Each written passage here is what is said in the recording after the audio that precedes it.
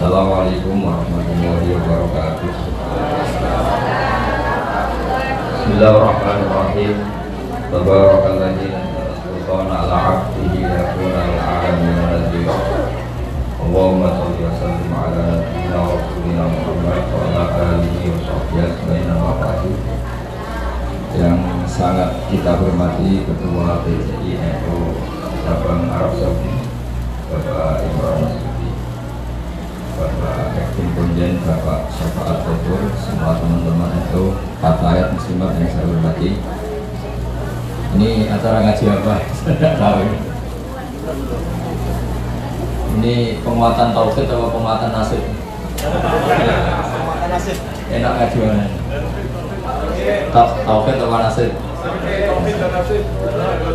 Kalau nasib itu kita semiskin-miskinnya paling nggak lama, setelah mati selesai.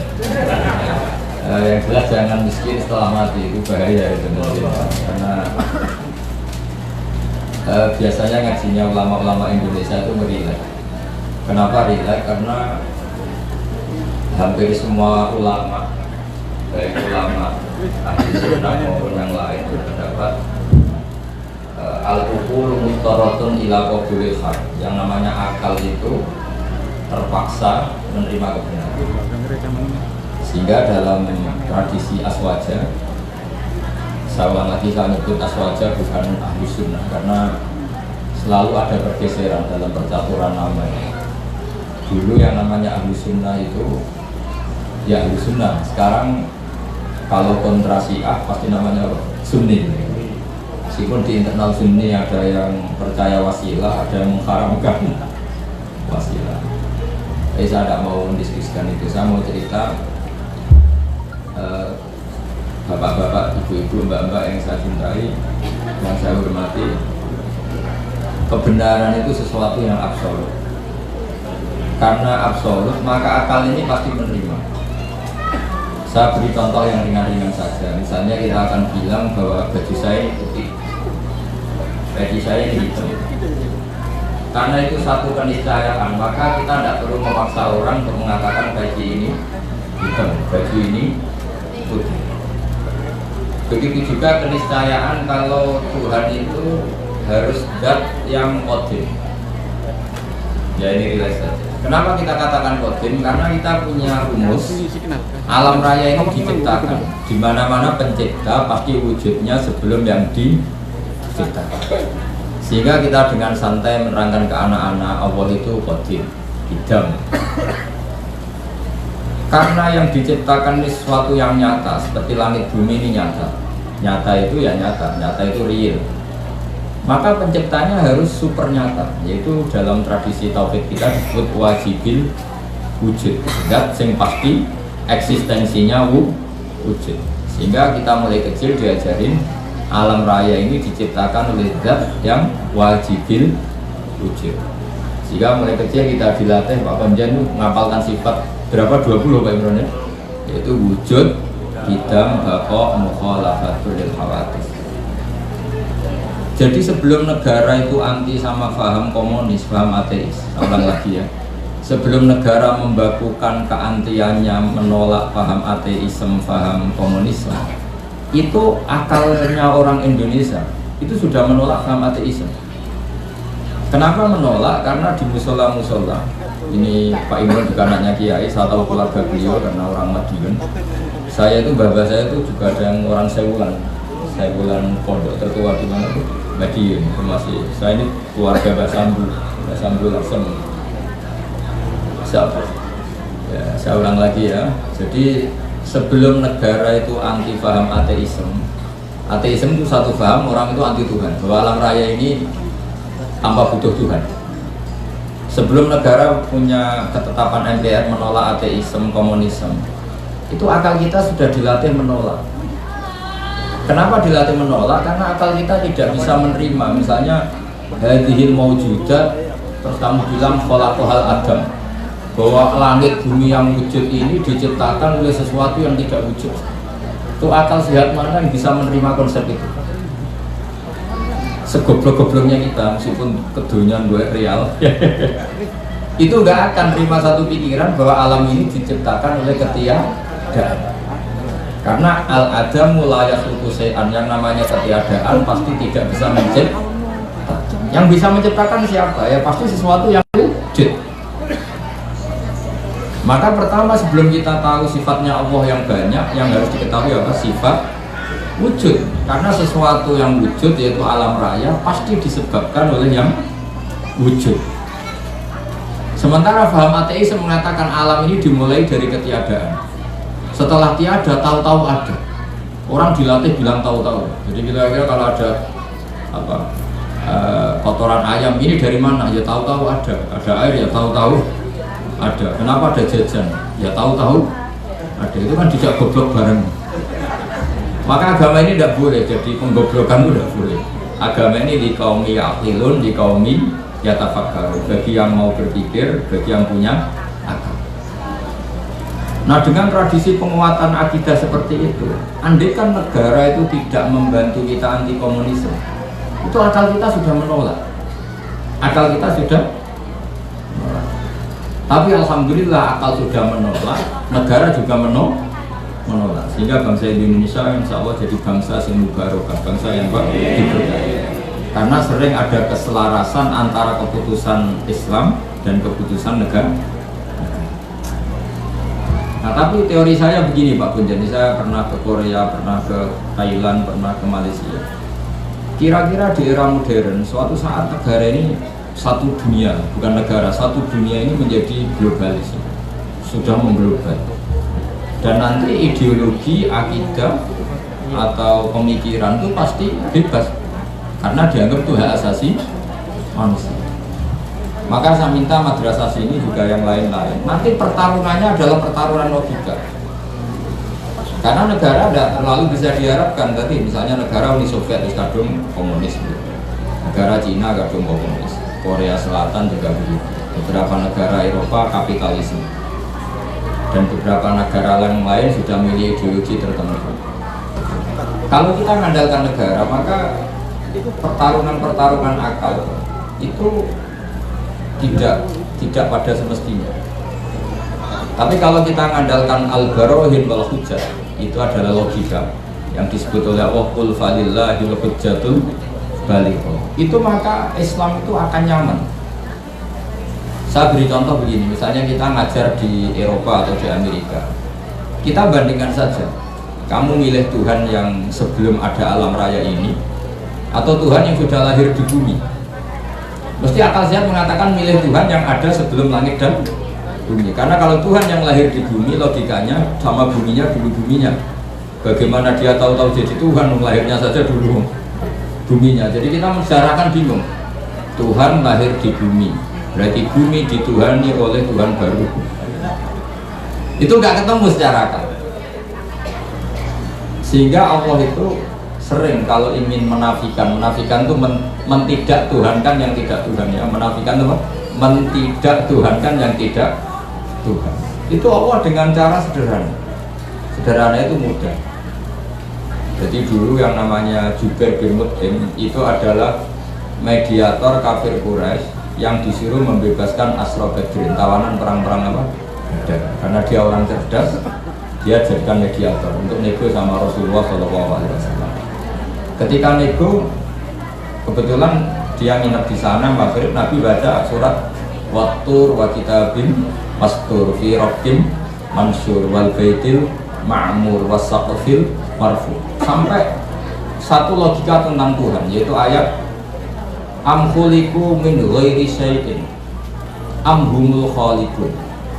Masa alam raya ini diciptakan tanpa sebab? Syai'u, jadi wa indana syai'u huwal mawjud. Masa alam raya ini yang mewujud, yang punya eksistensi, yang wujudnya nyata, kemudian diciptakan oleh sesuatu yang tidak wujud. Akhirnya Jubair bin Mut'im itu mikir, amhumul khaliqun, atau memang kalau kamu nggak percaya Allah itu nggak ada, apa jangan-jangan mereka kalian semua ini yang menciptakan langit bumi? Makanya dipertanyakan, oh am khalaqus samawati wal ardh. Sampai ada sekian pertanyaan, termasuk Qul ara'aytum ma tad'una min dunillah aruni madza khalaqu minal ardi am lahum syirkun fis samawati. Orang-orang yang kamu tuhankan Lata, Uzza, Hubal, apa ikut berkontribusi saat langit bumi diciptakan? Sehingga pertanyaan-pertanyaan awal itu menohok. Akhirnya kata Jubair bin Mut'im, Mata Rabbah Muhammad bin Li'aqdina Syai'an. Muhammad tidak meninggalkan akal kita sama sekali. Maksudnya logika tentang Tuhan-Tuhan Lata Uzza itu nggak masuk sama sekali. Karena tadi misalnya, makanya dalam Quran ini yang perlu dikuatkan adalah kita. Karena saya bayangkan setelah nanti dunia ini global, yang bisa mengawal Islam itu hanya al-barohin wal hujjah, yaitu logika. Karena negara pasti punya sistem, misalnya di luar Indonesia atau di luar Timur Tengah, pasti sistemnya kalau nggak ateisme ya kapitalisme. Maka kata Imam Nawawi, Syekh Nawawi, kebanggaan kita karena beliau orang Banten tapi hidup di Mekah sampai bergelar Sayyidul Ulama'il Hijaz. Itu setiap menafsirkan fa'inna hizbawahi humul ghalibun, sama lihat di semua ayat yang di situ diterangkan pasti logika Islam itu menang. Itu diterangkan kata beliau ai bil hujjat wal barohiyah amma bisaulah falah. Kemenangan Islam itu pasti dengan argumentasi ilmiah. Kalau soal kekuasaan itu tidak mesti. Kita tahu Rasulullah pernah kalah di perang Uhud, dan itu Allah dengan enteng ya, dengan santai ngendikan batilkal ayam nudawiluha bainan nas. Kalau perang itu pertarungan fisik antar manusia, sehingga bisa saja Rasulullah yang hak kadang-kadang kalah, yaitu kayak di perang Uhud. Tapi Rasulullah sebagai pembawa kebenaran, yaitu yang sesuai dengan akal sehat, itu ayatnya ja'al haqqu wa zahaqal batil innal batila kana zahuqa. Jadi misalnya begini, tak beri contoh. Zaid sama Umar misalnya. Kata Umar 1 tambah 1 itu 2. Kata Zaid 3. Mungkin dalam pertarungan yang bilang 2 itu kalah, mati. Tapi dalam logika 1 tambah 1 2 itu akan menang selamanya lama, karena 1 tambah 1 3 itu batil atau yang mukhal. Fir'aun bisa jadi Tuhan saat dia kuasa. Musa terdesak karena dia seorang raja. Semua orang Mesir dipaksa menuhankan Fir'aun. Fir'aun bisa menang. Buktinya beberapa orang yang tidak mengakui Fir'aun Tuhan mati terbunuh. Berarti Fir'aun menang sebagai raja, tapi tidak akan menang sebagai logika. Karena logika manapun menolak ketuhanan Fir'aun. Makanya ketika Rasulullah diberi kekalahan dalam perang fisik, istilahnya Allah batilkal ayyam nudawiluha bainan nas. Ini pertarungan antar manusia, bukan antar hak dan batil. Kalau antar hak dan batil pasti ja'al haqqu wa zahaqal batil. Kalau barang hak itu ada, pasti yang batil ini hilang. Fa innal batila ma la wujudalah. Yang namanya batil sesuatu yang enggak punya eksistensi. Makanya sebagian Quran mengistilahkan qul ja'al haqqu wa ma yubdi'ul batil wa ma yu'id. Sesuatu yang batil itu bermula saja nggak pernah. Yubdi mana bermula saja tidak pernah, apalagi bereksistensi. Bermula saja tidak pernah. Pernah nggak 1 ditambah 1 jadi 7? Kan enggak kan?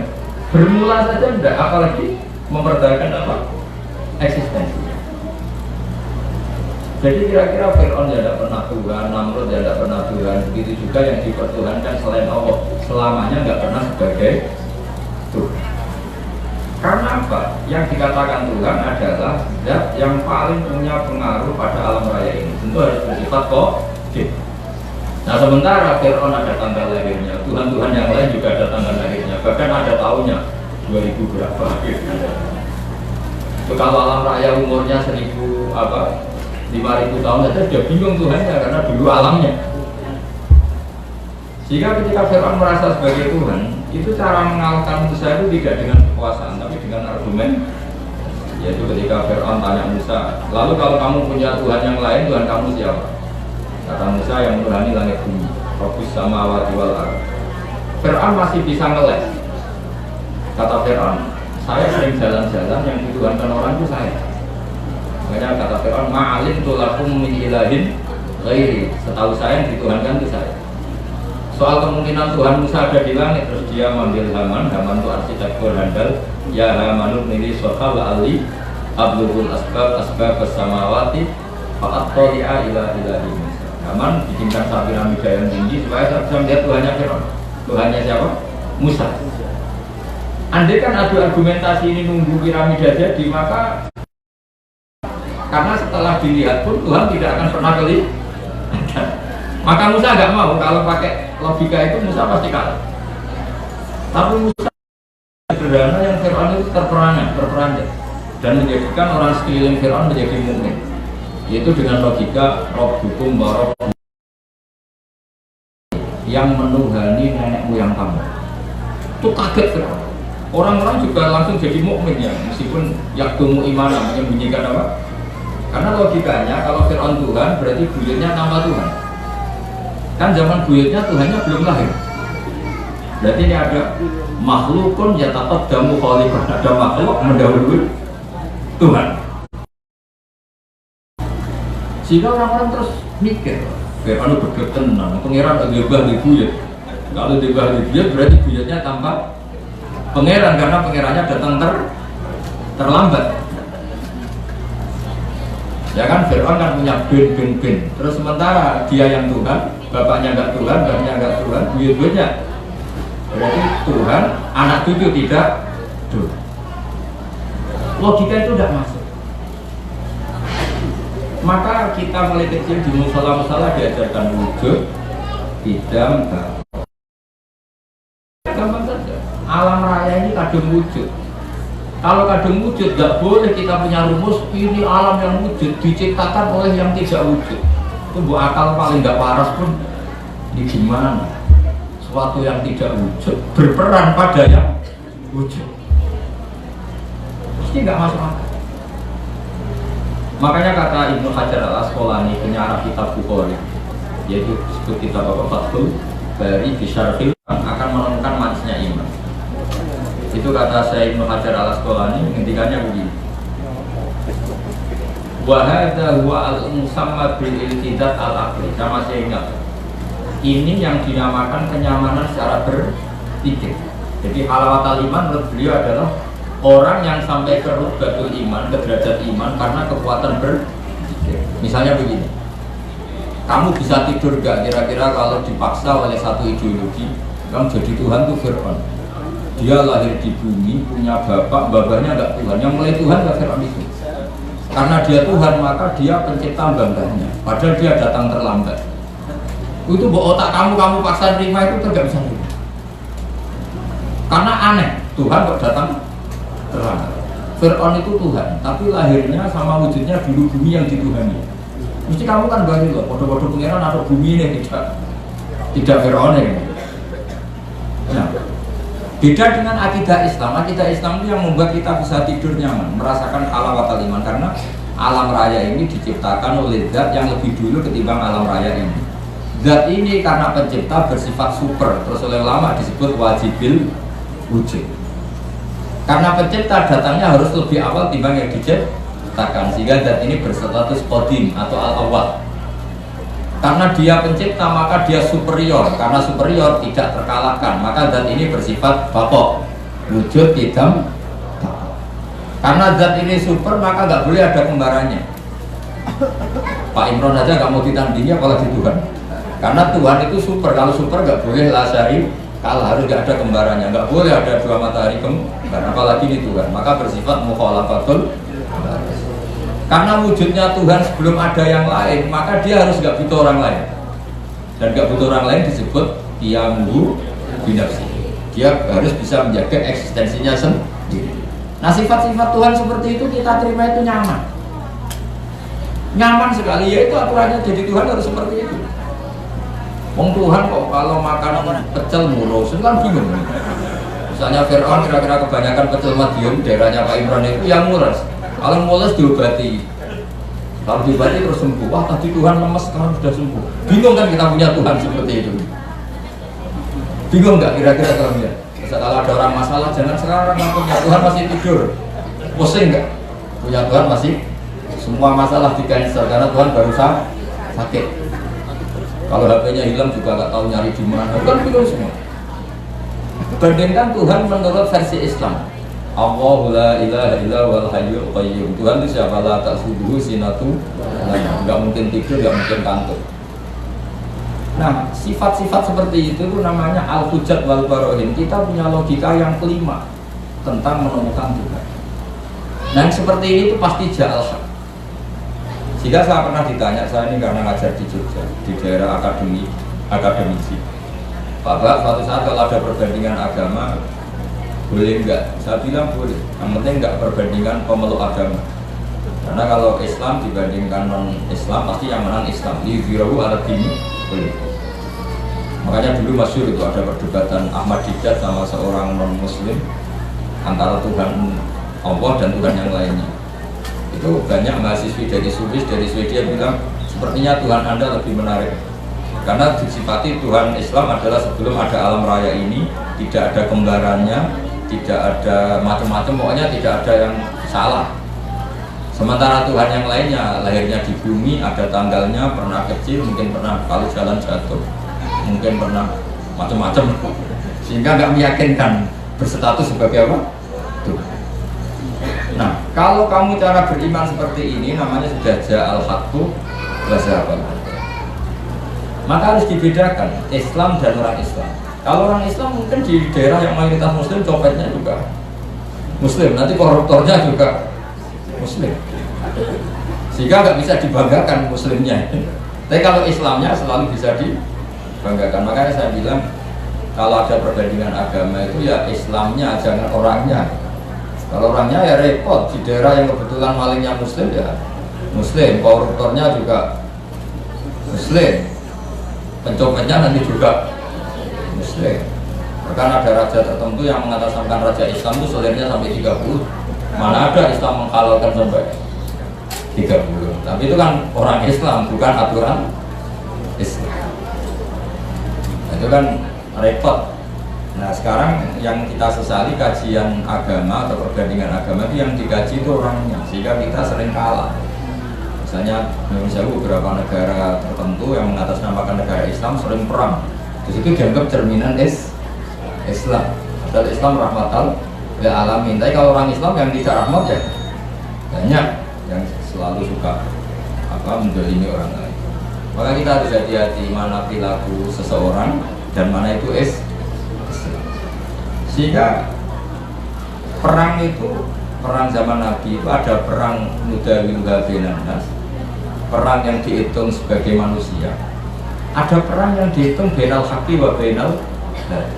Kalau perang itu antara pertarungan benar dan salah, pasti yang menang itu benar. Karena tadi qul ja'al haqqu wa ma yubdi'ul batilu wa ma yu'id. Sesuatu hak itu pasti datang, makanya pasti punya eksistensi. Seperti putih. Putih ini ya memang putih, punya eksistensi putih. Yang mengatakan ini hitam meskipun dalam bertarung menang, tetap dia kalah. Bisa saja mengatakan baju saya putih itu kalau duel fisik menang yang mengatakan hitam. Duel fisik tapi dia tidak akan menang selamanya karena dia dianggap gendeng. Masa putih dibilang hitam? Paham ya ini logika ini? Di sini ada istilah ja'al haqqu wa zahaqal batil. Sehingga Quran itu unik cara ngajari kita berfilsafat. Kalau ada kalimat itu salah itu disebut kata Quran kaburat kalimatan takhruju min afwahihim. Ada satu kalimat atau perkataan yang menjadi kalimat itu karena diucapkan oleh lisan. Allah menyebut kaburat kalimatan takhruju min, seperti sampean bilang bajunya Gus Baik itu hitam. Itu ya satu kalimat, tapi menjadi kalimat karena diucapkan. Tapi ia pun nak ilahkan kalimat itu bohong, putih kok dibilang. Ada kalimat yang memang menunjuk musamanya. Kalau dalam ilmu mantek, kalimat yang menjadi kalimat karena menunjuk hakikat. Itu yang kalimat itu hakim. Seperti orang yang bilang baju Gus Baik itu putih. Dia menjadi kalimat karena mengatakan sesuatu yang sesuai kenyataan. Sehingga kalimat tauhid disebut kalimat haqqin alaiha nahya wa alaiha namun itu satu kalimat yang memang hak, memang nyata, memang yang Tuhan itu Allah. Jika mengatakan Tuhan itu Allah adalah kalimat itu hakim. Tapi yang mengatakan misalnya Fir'aun itu Tuhan itu disebut kalimatul batil, menjadi kalimat karena diucapkan, bukan karena menunjuk hakikat. Paham ya ini ya? Itu hebatnya Quran melatih kita. Jadi ada kalimat penunjuk kebenaran, ada kalimat menjadi kalimat karena diucapkan. Makanya disebut kabulat kalimatan takhruju min apa? Sehingga kalimat itu punya problem. Problemnya apa? Yaitu sekali salah awalnya, ini diskusi ringan tapi masalah tauhid. Itu kalau salah awalnya akan salah terus. Sehingga Nabi Adam pertama diajari Allah itu tentang penamaan sesuatu, wa 'allama Adamal asma. Karena semua kemusyrikan itu dimulai dari salah nama. Ya, dimulai dari misalnya gini, zaman kafir Quraisy atau kafir Arab jahiliyah dulu, zaman itu bilang ini elata, ini manat, mana dari kata manat, ini berhala pemberi, ini al-uzza, berhala yang agung. Coba kalau dari awal dibahasakan hakikat, oh ini batu Ponorogo ya. Pemahatnya Pak Imron dulu dijual ke sini itu kredit. Itu nggak ada sakralnya sama sekali. Karena menjadi sakral atau disakralkan karena India illa asma'un samaitumuha antum wa abakum, karena kamu salah memberi nama maka ini mendapat posisi. Jadi ini dikatakan al-manan pemberi, al-manat, al-uzza. Coba kalau dari awal berhala itu dikatakan apa? Wah ini batu pahatannya siapa ya, harganya berapa? Kalau sudah ada kepikiran menuhankan, terus ketahanannya sampai kapan ya kalau sering kena hujan kena panas? Wah itu kan gak keren sama sekali.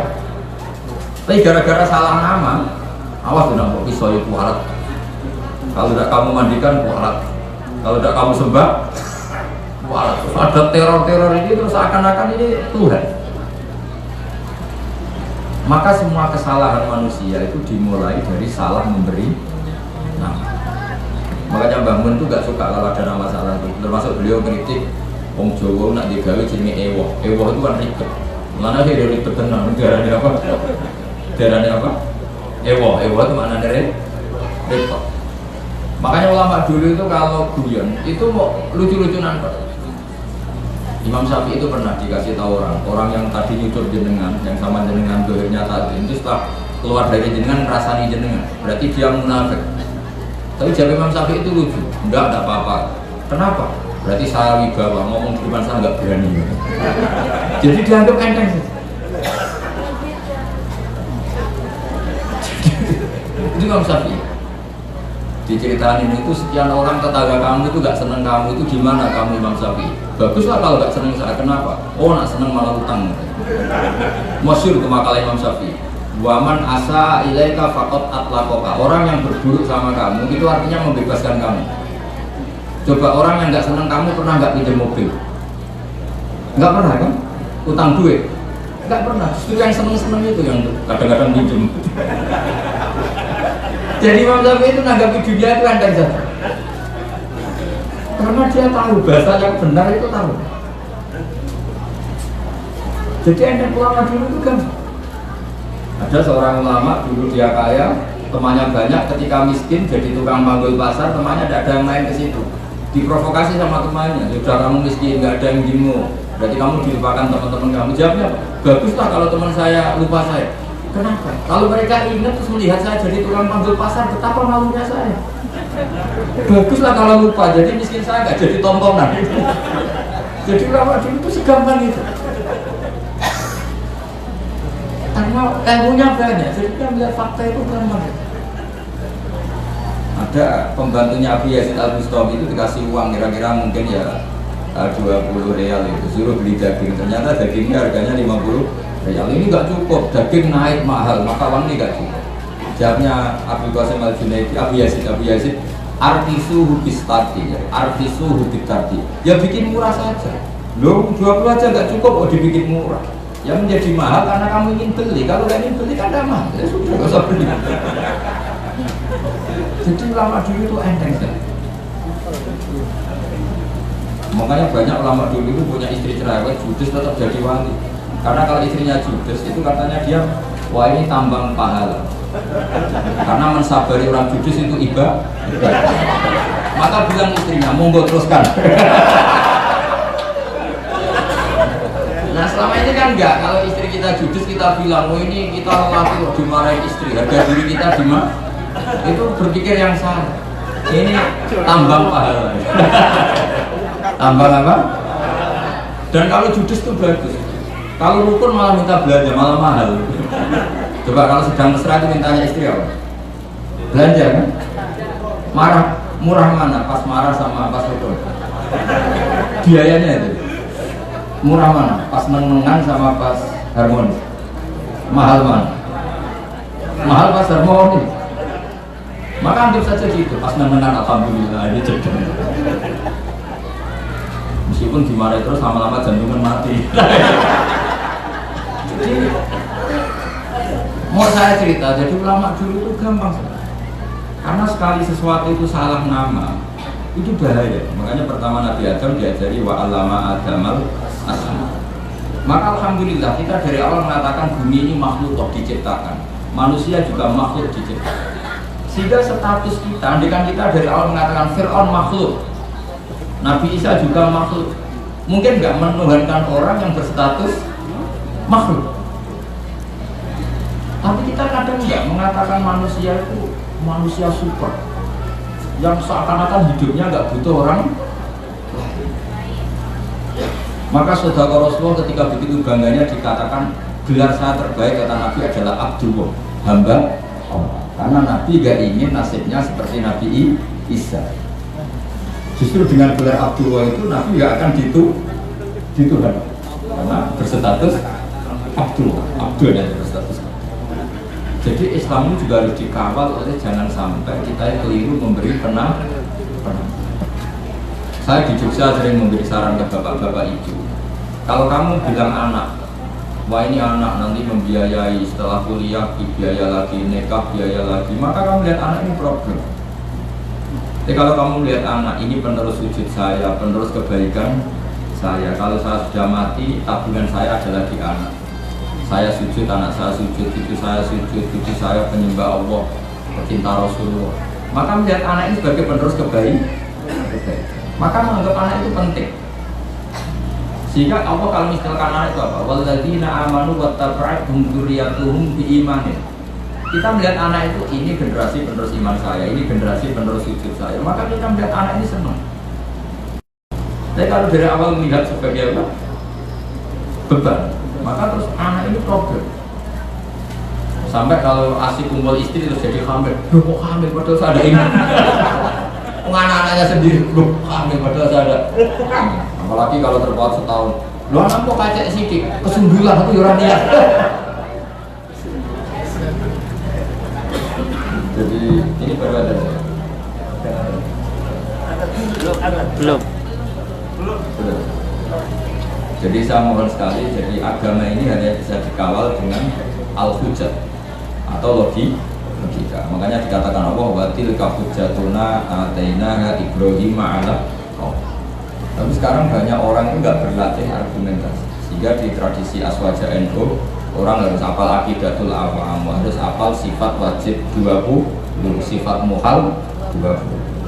Terus sifat wajibnya Nabi 4, sifat muhalnya Nabi 4, sifat jaiznya 1.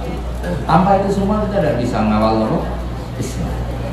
Karena pertarungan duniawi itu menyudutkan Islam. Misalnya Anda bilang katanya orang Islam itu hidupnya di dunia hasanah, orang Ethiopia kok miskin-miskin, kamu tidak bisa jawab. Tapi kalau kamu membela Islam dengan logika, misalnya mereka menuhankan makhluk yang lahir di bumi, kamu menuhankan zat yang adanya sebelum langit dan bumi. Kira-kira kalau adu argumentasi menang mana? Keabsahan sebagai Tuhan. Tentu lebih logis yang ada sebelum langit dan bumi, yang layak berstatus sebagai Tuhan. Nah itu yang harus mengawal Islam itu. Liqaumi ya'qilun, liqaumi yatafak. Sehingga dulu Nabi itu kalau menerangkan tauhid itu gampang sekali. Saya berkali-kali cerita kalau ngaji, dulu orang kafir jahiliyah itu Tuhannya banyak. Karena problemnya banyak. Sehingga ketika Nabi mengajarkan satu konsep Tuhan satu atau tauhid, itu mereka bilang gini, aja'alal alihata ilaha wahida inna hadza lasyai'un ujab. Masa urusan banyak kok Tuhannya satu, ini aneh. Makanya mereka bilang apa? Aja'alal alihata ilaha wahida. Masa Tuhan yang banyak menjadi satu, ini aneh. Problem kita banyak, kasus kita banyak. Harusnya Tuhannya juga banyak. Terus Nabi secara santai menerangkan, kalau kamu jadi pembantu atau jadi budak, terus punya majikan banyak, perintahnya beda-beda, kamu pusing nggak? Wah ya pusing Muhammad, mendingan majikan satu. Kanjeng Nabi bilang, Inna rabbakum sayyidukum, Tuhan kamu adalah majikan kamu. Kalau Tuhannya banyak, merintahkan semua pusing dong. Ya sudah, mak Tuhannya satu saja. Jadi yang dimaksud daraballahu mathalan rajulan fihi syuraka'u mutasyakisuna wa rajulan salamal lirrajul halastawiyani masalah. Alhamdulillah, Allah membuat satu perumpamaan, ada orang punya majikan banyak yang perintahnya beda dengan orang yang hanya mengabdi satu majikan. Kira-kira kamu milih mana? Milih yang satu majikan. Terus ketika mereka menuhankan berhala itu, Nabi pilih contoh itu sederhana sekali. Daraballahu masalan abdan mamlukan. Allah memberi satu perumpamaan begini. Nabi itu pidato begini. Andaikan ada budak yang buta, sudah buta tuli, kamu mau nggak tak kasih pembantu yang seperti itu? Wah ya nggak mau Muhammad, pembantu kok malah merepotin. Berarti itu nggak sah jadi pembantu, nggak sah.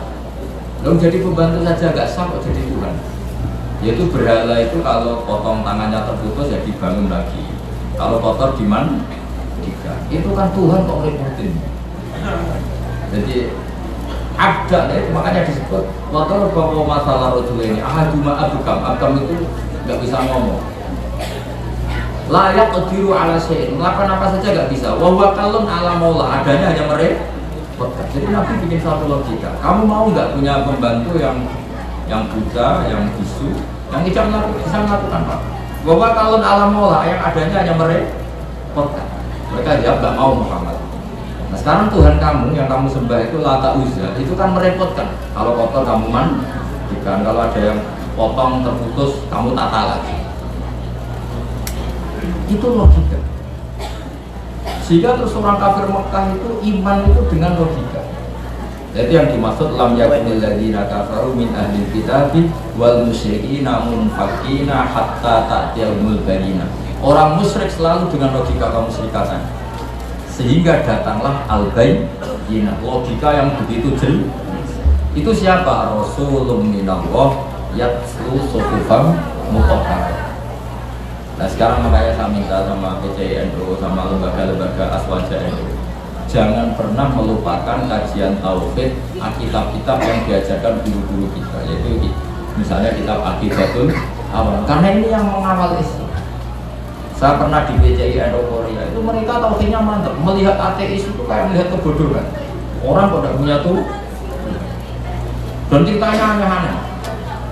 Itu kalau ada majikannya yang baik, anak-anak NU yang di sana kerja itu minta fasilitas sholat. Itu ditanya sama orang ateis, minta dibeliin berhala enggak? Karena aneh. Jadi ada yang sholat itu dilihat dari atas gini.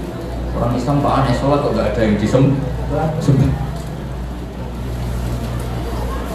Yang lucu lagi saya punya teman setengah kaya karena pegawai Garuda itu pas waktu asar sholat di mall.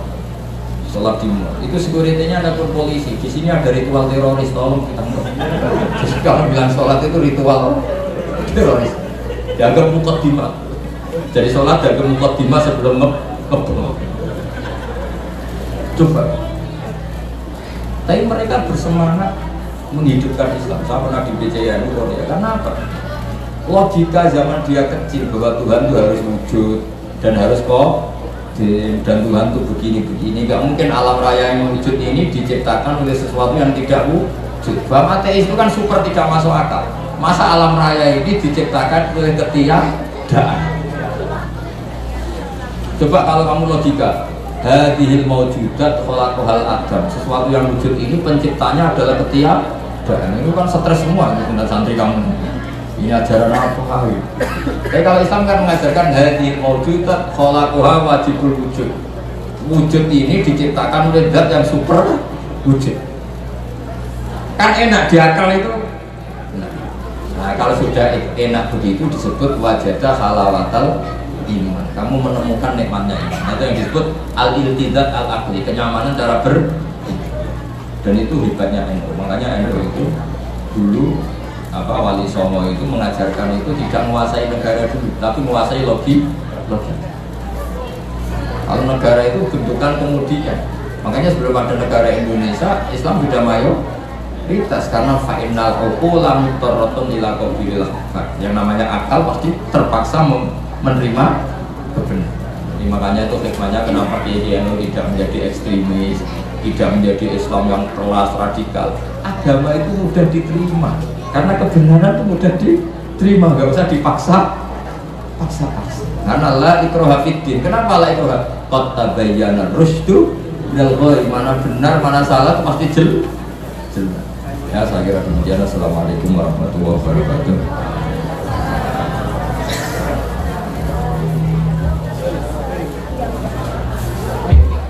Baik.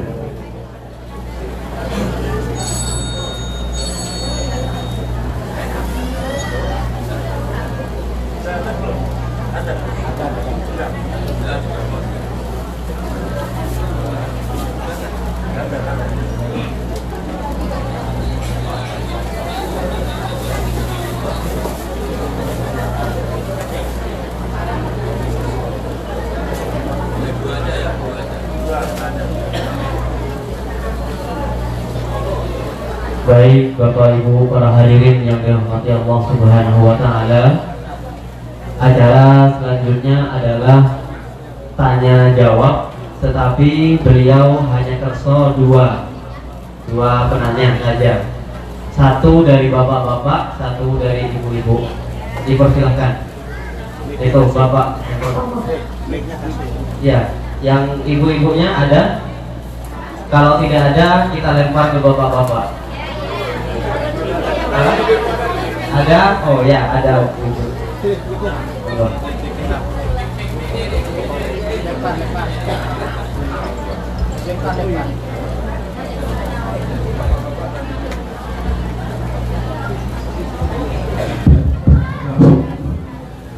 Bismillahirrahmanirrahim. Assalamualaikum warahmatullahi wabarakatuh. Perkenalkan, nama saya Muhammad Nasir, asal dari Sulawesi Selatan, Makassar.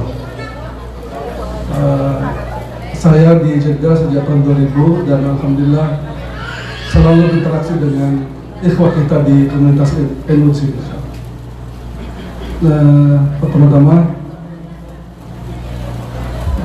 saya alhamdulillah sudah sering menonton pengajiannya Gus Bahar di Facebook dan di YouTube. Alhamdulillah beberapa materinya saya ikuti dan alhamdulillah tadi apa yang untuk sampaikan sangat menarik. Yang pertama, kalau mau tadi dikembangkan apa yang Pak Kiai sampaikan, bahwa kebenaran itu tidak akan mungkin dikalahkan oleh kebatilan, karena sifatnya kebatilan itu memang tidak ada eksistensinya, sementara kebenaran adalah pasti. Dan bagi kita sebagai makhluk yang berakal, sangat nyaman dengan menerima kebenaran itu. Nah tadi uraiannya bahwa jika kebenaran itu dinaungi oleh negara ada umurnya, sedangkan kebenaran ila yaumil qiyamah. Nah perkembangannya kemudian kadang-kadang ada dinamika berpikir dan dinamika kehidupan bangsa bernegara. Kadang-kadang orang pada posisi mempertentangkan antara agama dan negara. Padahal kalau kita mau runut sebenarnya bahwa sebagaimana manusia adalah makhluk sosial, juga manusia adalah makhluk beragama. Dan juga kelanjutan bahwa manusia itu makhluk sosial membutuhkan sebuah negara. Nah ketika manusia mempertentangkan antara agama dan negara, yang sebenarnya tidak harus dipertentangkan. Negara menjadi kuat kalau ditopang oleh agama. Dan sebaliknya, kalau agama Pertanyaan intinya apa, Pak? Pertanyaan intinya dipertentangkan dengan agama, maka di sini muncul kesulitan. Misalnya kita di Indonesia, kita sering mendengarkan kalau mau beragama ke sana ke Arab, jangan di Indonesia karena Indonesia adalah negara Pancasila. Ini seolah-olah mempertentangkan antara agama dan negara. Nah ini yang sering kita mendengarkan. Yang seharusnya agama dan negara kan tidak dipertentangkan, saling menguatkan. Kiai sudah paham maksudnya, monggo. Ya, mohon pencerahannya supaya kita ini tidak mempertentangkan antara agama dan negara. Boleh tambah satu lagi, Pak Kiai?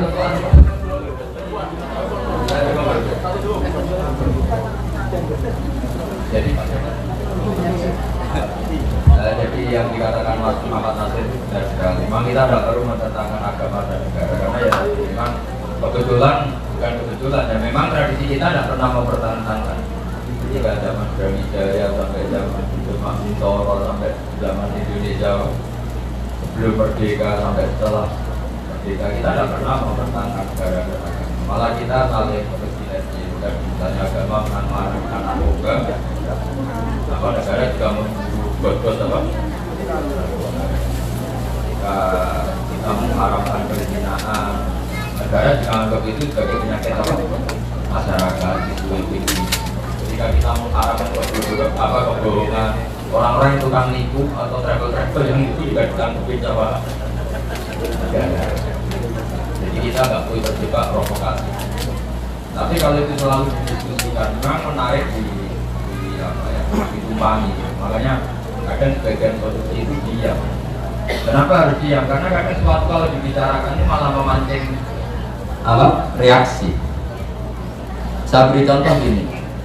Coba kamu diskusi sama istri, kenapa kamu cintai kamu? Itu kalau didiskusikan malah panjang. Mendingan tidak usah diomongkan. Karena sekali diomongkan, misalnya gini, karena kamu cantik, mesti terus begitu. Berarti nanti kalau saya sudah jelek kamu udah cinta, bos. Mau tidak memberi alasan itu ya dimarahin, memberi ya nanti kesimpulannya juga masalah. Ya bukan karena cantik, berarti saya jelek, panjang kan? Ya kalau cinta. Makanya Ahmad bin Hanbal itu unik. Saya punya cerita unik tentang itu. Al-Haris Al-Mukhasibi itu lama top. Beliau tuh gak suka paham Mu'tazilah. Gak suka paham Mu'tazilah, dia ingin ngarang kitab Firoddin Mubtadi'ah untuk menolak paham-paham Mu'tazilah atau orang-orang ahli kitab. Matur ke Imam Ahmad, ya Ahmad, kamu setuju nggak? Ini karena sama-sama orang alim. Jawabannya Imam Ahmad tuh lucu. Bukankah sebelum kamu mengerat mereka, menolak pendapat mereka, menceritakan mazhab mereka, jangan-jangan ketika buku itu dibaca, pembaca tertarik logika yang dibangun Mu'tazilah. Ketika Anda mengerat, itu mereka sudah tidak artinya gini, nggak gampang melawan kebatilan. Coba misalnya, dengan Mak Nasir itu bikin gambar porno, terus kamu tulisi, awas jangan lihat ini. Kira-kira orang ingat tulisan itu apa ingat gambarnya? Gambar. Kira-kira. Gambar. Padahal tulisannya awas jangan lihat ini atau tidak hindari gangguan ini. Tapi orang nggak ingat tulisan kamu, ingat Gambar. Nah, diskusi itu kadang memancing seperti itu. Sebenarnya kita cari sinergi negara dan agama niatnya sebagai sinergi. Tapi ketika didiskusikan, itu ada orang yang ingat jeleknya negara atau reputasi pejabatnya pada agama, atau sebaliknya yang beragama menuntut lebih. Semua hukum hududul Islam harus dilaksanakan. Wah, maling itu jangan dipenjara karena hukum Quran harus dipotong atau panjang. Jadi itu resikonya diskusi. Nah tadi, misalnya kamu mencintai anak karena apa? Kalau didiskusikan pasti panjang. Ya ben aku nak tua, ana sing rumah. Oh berarti aku dibuat cadangan tuh kok. Berarti bapak sebenarnya mencintai diri bapak sendiri sampai bikin anak saja supaya kalau tua ada yang rumah. Kira-kira panjang nggak kalau itu? Panjang. Makanya ulama dulu ada tradisi kalau hal-hal yang resiko itu sukut itu nggak usah didiskusikan karena jadi repot. Di sini ada kearifan Al-Quran, la tas'alu an asya intu bedalakum tasuk. Jangan berdiskusi sesuatu yang kalau didiskusikan memancing reaksi. Coba seminar-seminar di Indonesia kalau hubungan negara dan agama pasti geger juga ada yang berakhir baik. Tapi kalau jadi perilaku malah baik. Jadi perilaku itu tahu-tahu kita loyal sambil membenahi loyal sambil tetap baik. Karena ini yang dibutuhkan itu perilaku bukan diskusi. Ya kira-kira gitu.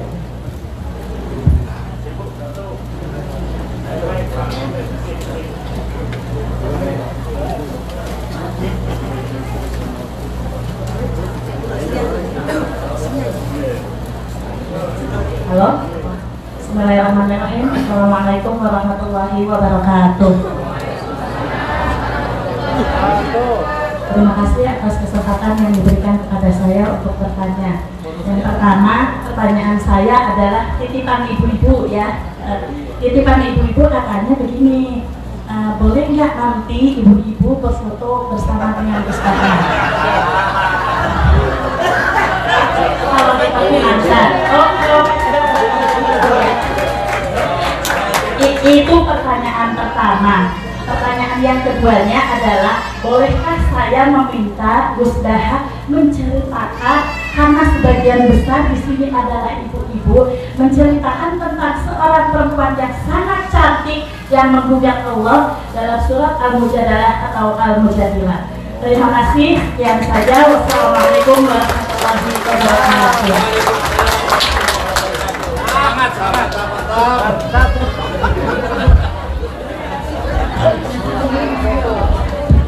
Ya kalau foto itu kan, ini kan bareng-bareng, insya Allah tidak jadi fitnah.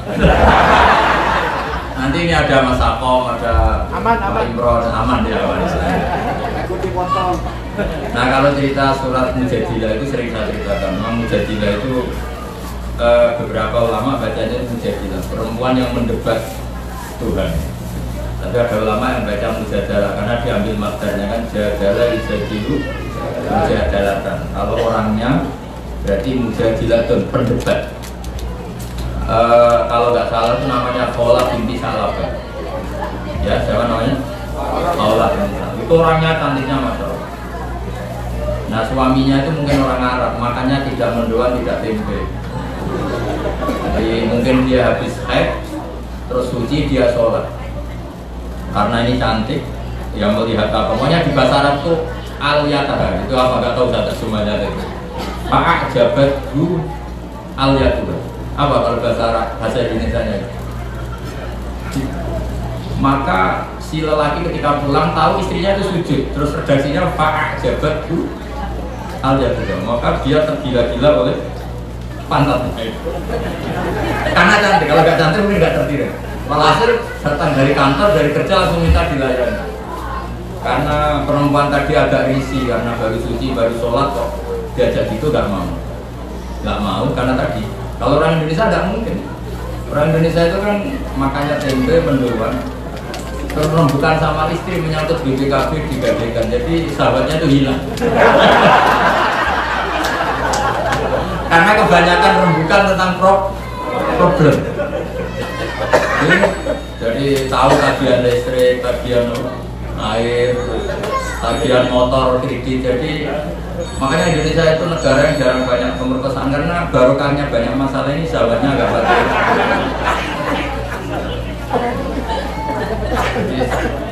Ya itu Pak, sama istri itu kan dapat sahabat karena tadi ketemu itu ingat problem. Apalagi tanggal-tanggal bahaya, jadi ketahui bayar kredit itu bawaannya bentrok saja. Makanya banyak merantau betah karena daripada di rumah lemah-lemah. Sampai istrinya kalau ditanya kangen bapaknya, enggak, kangen uangnya. Terus hasil ini dilihat. Dia itu cerai paling kelima di adat jahiliyah, jadi sudah kayak tolak baik.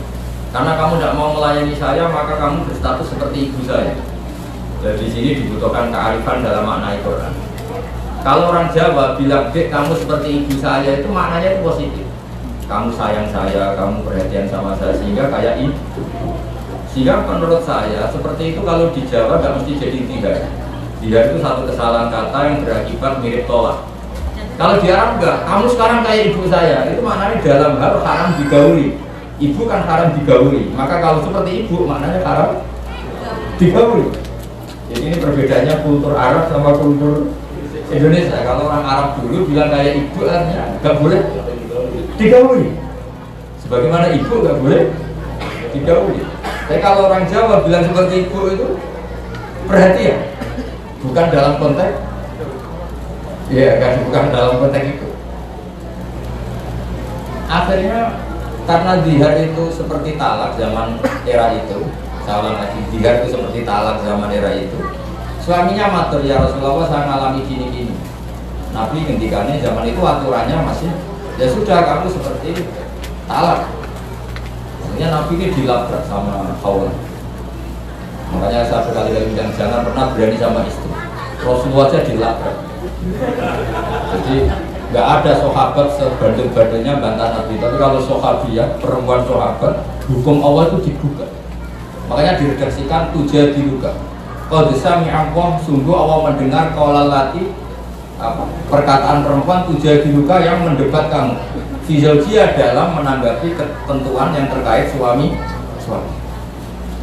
Ini perempuan ini sangat religius, makanya beliau batas taki ilah. Jadi ketika Nabi bilang kamu haram untuk Aus itu suaminya. Tidak bisa ya Rasulullah, ini hukum tidak benar. Ya sudah ya Rasulullah, kamu mau salah laporkan Allah. Bikin hukum kok begitu ya. Dia pulang sholat beberapa rakaat minta supaya hukum itu direvisi. Itu batas taki ilah. Terus wawal yasma'u tahawurakum. Allah mendengar dua percekcokan itu. Tahawur itu percekcokan yang agak nada tinggi itu namanya muhawar. Akhirnya hiwar itu ya. Aisyah itu agak-agak dengar agak-agak dari kamar.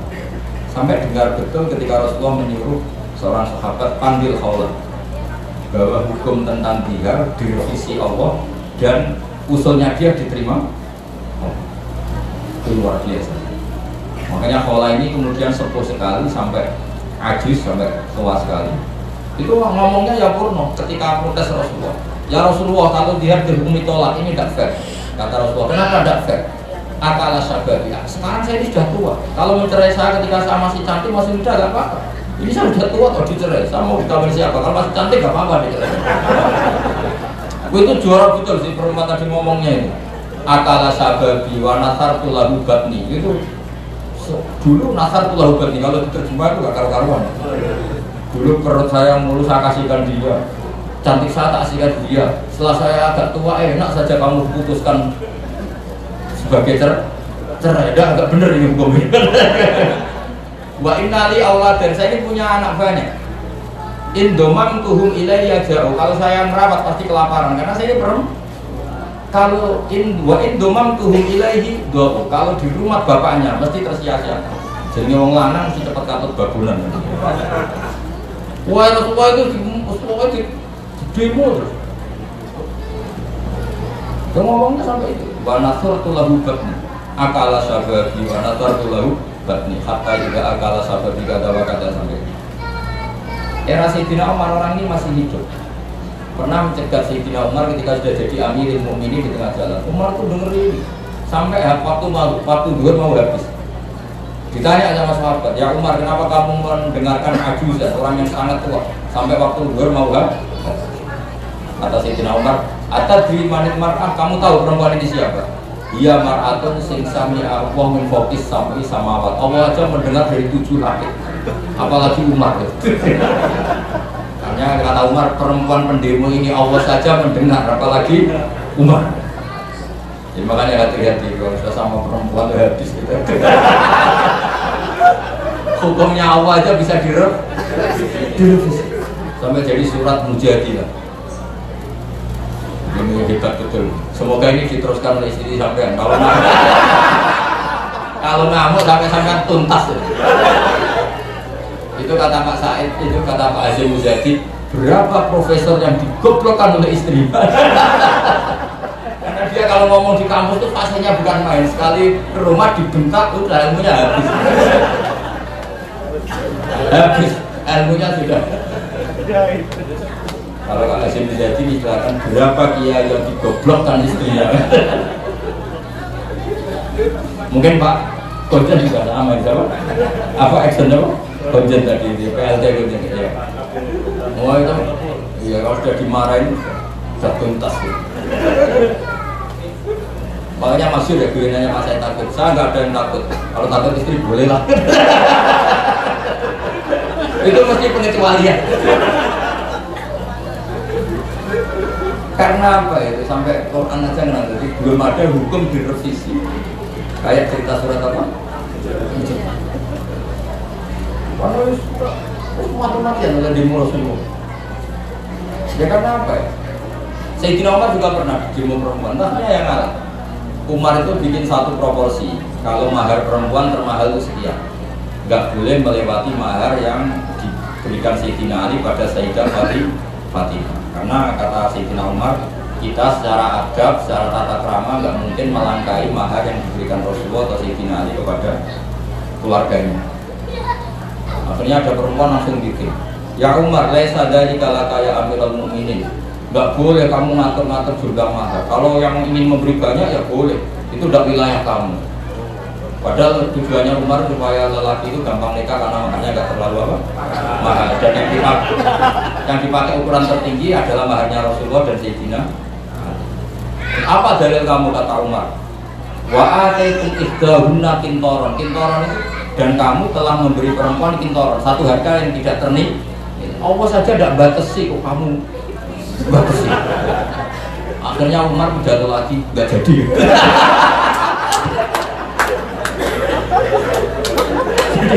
Umar sekarang itu ya nggak jadi. Ya nanti kalau foto bareng-bareng coba ini sama kiai ini coba tim mata ya. Saya kira dulu. Assalamualaikum warahmatullahi wabarakatuh.